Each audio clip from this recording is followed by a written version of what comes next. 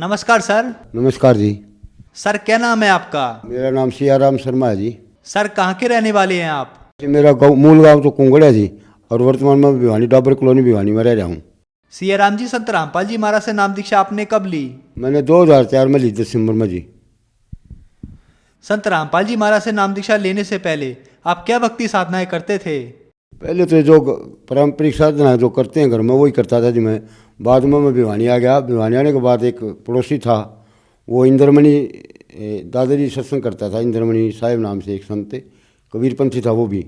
फिर वो भगत मेरे को कहने लगा भाई चल तेरे को सत्संग में ले चलता हूँ। फिर मैंने उससे उसके घर पर सत्संग हुआ, वो सत्संग सुना, मैं प्रभावित हुआ। परमात्मा की वाणी गाते थे वो बैंजो घुड़ियों पर। फिर मैंने वहाँ से नाम ले लिया जी। वो नाम लेने के बाद फिर मैंने सारा परिवार वहाँ जोड़ दिया।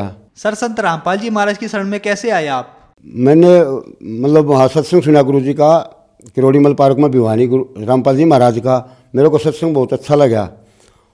मैंने गुरु बना रखा था। मेरी माई, बूढ़ी माई और भाई, छोटा भाई रह रहे थे। मैंने उनको कहा भाई तुम रामपाल जी महाराज से नाम ले लो, तो वो अगले दिन नाम ले आए। फिर वो आप घर पर आरती भी चलाते थे परमात्मा की।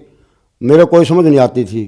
फिर मैंने बड़ी लड़की की शादी करी 2004 में, दिसंबर में 5 में। तो उसकी हम मिठाई वहाँ गुरु जी का जो मैं जाता था इंद्रमणि का वहाँ दिया है। फिर एक दिन मैं बैठा था, बैठे बैठे का परमात्मा ने प्रेरणा करी। मैं माई ने बोला चलो मैं आपके गुरु के पास ले चलता हूँ, मैं आपको आपके गुरु के पास छोड़ दूँगा, मैं मेरे गुरु के पास चला जाऊँगा आगे मतलब झज्जर। तो माई बोली भी ठीक है भाई। हम शाम ने 4 वाली ट्रेन से यहाँ भिवानी से चले जी। हमारे को यही पता नहीं था करोथा कहाँ है। तो हमें वहाँ स्टेशन में पहुँचने के बाद पूछा भाई हमने ऐसे ऐसे करोथा जाना है। उन्होंने बोले भाई यहाँ झज्जर चुंगी पर चले जाओ, वहाँ से आपको बस मिल जाएगी। हम वहाँ पूछ के ना झज्जर चुंगी पर ले, वहाँ बस मिली हमारे को। उसने करोथा तैयार दिया। हम करोथा बस अड्डे पर उतरने के बाद पूछा भाई रामपाल जी महाराज का आश्रम में जाना था। तो वहाँ 2-3 आदमी खड़े थे। उन्होंने बोला वो देखो टेंट से वो लाइट जल रही, वो रामपाल जी महाराज का आश्रम है, वहाँ चले जाओ। हम वहाँ पहुँचे तो भगत पूछने लगे वहाँ गुरु जी का मतलब सत्संग समाप्त हो लिया था, भोग पड़ लिया था उन परमात्मा का। तो मैं गेट पर, हमारे गेट पर रोक लिए भक्तों ने। बोला भाई नाम ले रखा है? मैं बोला भाई मैंने तो ऐसे ऐसे इंद्रमणि का नाम ले रखा है, माई ने ले रखा है।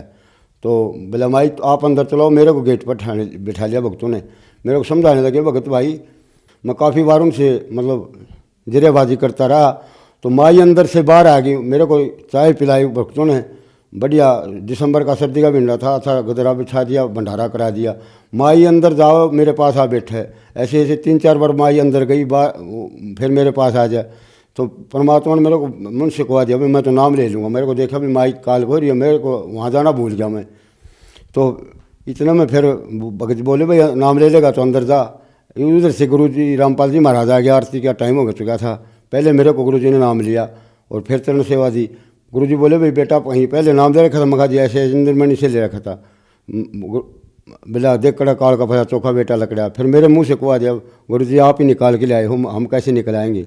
तो परमात्मा कहते हैं ना भाई गोता मारू स्वर्ग में जा पेठू पतार, हर गरीबदास में खोजत अपने हीरे पन्ने लाल। परमात्मा जी हमारे को निकाल के ले गए इस काल का लोक सी। सर संत रामपाल जी महाराज से नाम दीक्षा लेने के बाद आपको क्या लाभ प्राप्त हुए? मेरे को जी मैं एक बार गुरु जी की सेवा में जा रहा था बरवाड़ा। मैं लड़कों को बता के आया था भाई कपास बोने के दिन थे। मैं कहा भाई तू कपास की धरती तैयार कर दिए, बीज ब्याज में सुबह आके दे दूंगा। तो धरती बाने के लिए ट्रैक्टर लेके घर खेत पर जा रहा था घर से। तो रास्ते में उसका मतलब साइड लगी ट्रक की ज़बरदस्त, और वो ट्रैक्टर नहर के अंदर गिर गया। खाली नहर थी, जूही नहर जो बाईपास बन रहा जूही के नहर के ऊपर को, उसमें जा गिरा। तो मैं सुबह जब आ रहा था तो फ़ोन आया भाई ऐसे ऐसे नवीन का एक्सीडेंट हो गया और नहर में ट्रैक्टर गिर गया। तो मैंने आके देखा तो उसने खुद ही लड़के ने अपने वो क्रेन बुला रखी थी, ट्रैक्टर निकालेंगे। ट्रैक्टर बिल्कुल चिकनाचूर हो गया। और परमात्मा रामपाल जी महाराज की दया से मैं वहाँ सेवा जा रहा था तो कुछ भी मतलब कोई खरोच भी नहीं आने दी। देखने वाले ये पूछे थे भाई ड्राइवर तो नहीं बचा होगा? सब लोग बोले भाई ड्राइवर तो यो खड़ा है। सब अचंभा करे थे कि ये तो कोई परमात्मा की असीम कृपा है, ड्राइवर ऐसे बच गया, कैसे बच गया? ये नहर इतनी गहरी है, 12-13 फुट गहरी है और खाली नहर थी जिसमें परमात्मा की कृपा से वो बचा, उसको जीवन दान दिया परमात्मा ने। उसके बाद एक दिन मैं हमारी मतलब पीछे मकान नीचा पड़ गया, आगे दीवार हुआ मतलब 5 फुट दीवार बिल्कुल बरस के बराबर आ गई थी। और भाई ने बराबर मकान में रखा, उसका 1.5 फुट और ऊँचा बरस था। वो लगभग 10 फुट नीचे तक की दीवार मैंने निकाल रहा था।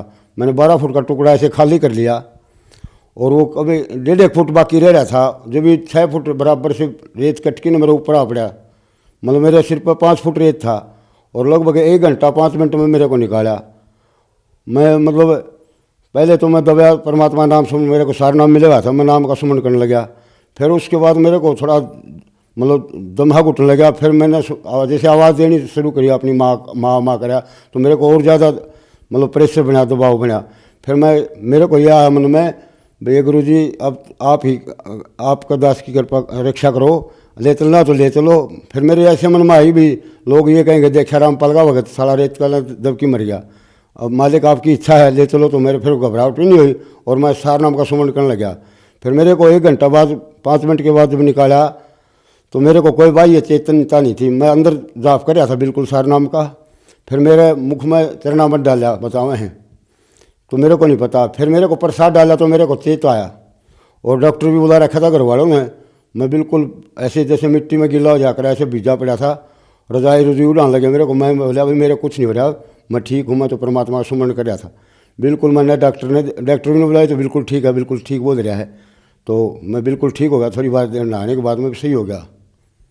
उसके बाद मैं एक बार परमात्मा की सेवा चली थी, एक मतलब परमात्मा की व्यवस्था बना रखी थी, दिनोज रोड पर कमरे ले रखे थे 12। तो वो हमने वो स्थान बदल के कुछ दूसरे स्थान पर व्यवस्था शुरू करनी थी। तो आग ऊपर टेंट का सामान पड़ा हुआ था, वो उतार रहे थे, ट्रैक्टर नीचे खड़ा कर रखा था। वो साइड से 12,000 वोल्टेज की लाइन थी। तो वो भगत तो एक आके बोला भाई भगत जी चलो आप भी जवान लड़के लग रहे हैं, आप थोड़ा ध्यान रखेंगे। तो मैं भी उस रामफल भगत के साथ, और वो भगत लग रहे थे 5-4 जवान लड़के, मैं उनके साथ वो पाइप उठवाने लगा टेंट के। तो 11,000 वोल्ट के, मेरे को पता नहीं लगा कब वो तार उससे टच हो गया। तो वो बता रहे थे बाद में, मेरे को तो ये नहीं पता कब क्या हो गया मेरे साथ। तो रामफल भगत जी बता रहे थे कि भाई सारे तारम भड़ाट पाट रहा था, तेरा शरीर पूरा चस रहा था। और फिर थोड़ी इतना मैंने सोचा भी इससे क्या करूँ, इतनी बार मैं तो मेरा सिर लगा सतपा के जी, और मेरे को आँख ठहर गई। वो मेरी बता रहे थे, वो आप ऐसे हो गए बिल्कुल काले और आपकी आँख ठहर गई, आप ख़त्म हो चुके थे। फिर रामफल भगत जी ने मेरे मुंह पर हाथ रखी ने गुरु जी का जयकारा लगाया, संत रामपाल जी महाराज की जय। संत ऐसे तीसरी चौथी बार बोले तो मेरे को चेतनता आई। मेरे ऐसा हुआ जैसे सुपनम दब जाकर मेरे ऐसे हरदम हलचल सी हो कि न। और फिर मैंने भी गुरु जी का जयकारा लगा, बंदी छोड़ सतगुरु रामपाल जी महाराज की जय। और फिर उन्होंने मेरा हाथ पकड़ के खड़ा कर लिया और मेरे को धीरे धीरे पैड़े से उतारा और मैं बिल्कुल फिर थोड़ी बार में ठीक हो गया। भगत कहे थे भाई चल तेरे को करंट लग गया डॉक्टर के लिए, मैं बिल्कुल ठीक हूँ मालिक की दया से, मेरे को अब कुछ नहीं है। परमात्मा ने मेरे को 2 बार जीवन दान दिया, एक बार मेरे लड़कों को जीवन दान दिया जी। और नए नए चमत्कार होते रहते हैं रोज ही। परमात्मा ने 2 बार मेरी रक्षा करी, जीवन दान दिया, एक बार मेरे लड़कों को जीवन दान दिया जी गुरु जी ने, रामपाल जी महाराज ने। उनकी कृपा से हमारे बिल्कुल हम सारा परिवार परमात्मा की भक्ति करते हैं और बिल्कुल हमारे घर पर पूरी सुख शांति है, कोई किसी प्रकार का न किसी को कष्ट दुख दर्द नहीं है। और परमात्मा की रजा से बिल्कुल हम मौज करते हैं, मालिक की जिसी सेवा बनो उसी सेवा करा और अपनी भक्ति कर रहे हैं जी।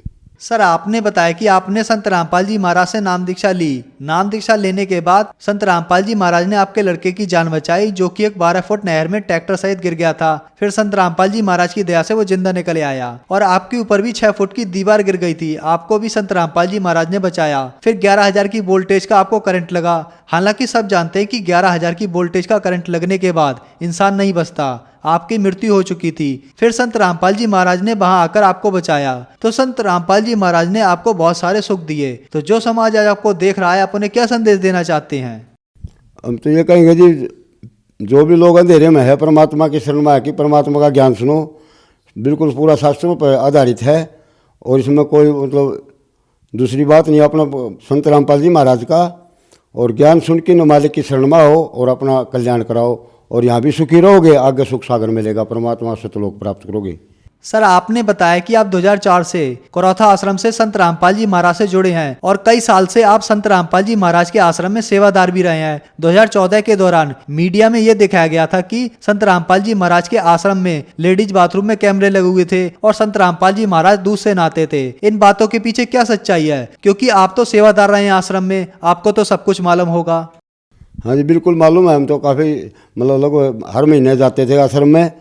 लेडीज़ में तो कैमरे लगे नहीं रहे और परमात्मा की सीधी गाड़ी आती थी दूध की और वहाँ से भक्त हम सब वहाँ मिल के ना खीर वगैरह बनाते थे, ये सब झूठी बकवास है, मनगढ़ंत कहानी बना रखी ने, मीडिया ने झूठा प्रचार कर रखा है, बिल्कुल झूठ है सरासर, ऐसा कुछ नहीं है वहाँ पर। सर, संत रामपाल जी महाराज से अगर कोई नाम दीक्षा लेना चाहे तो वह कैसे नाम दीक्षा ले सकता है?